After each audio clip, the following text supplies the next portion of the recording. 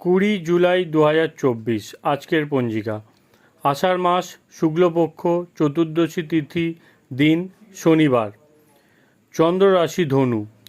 সূর্য উদয়ের সময় সকাল 5টা 35 এবং সূর্যাস্তের সময় সন্ধে 7টা 18 থাকছে।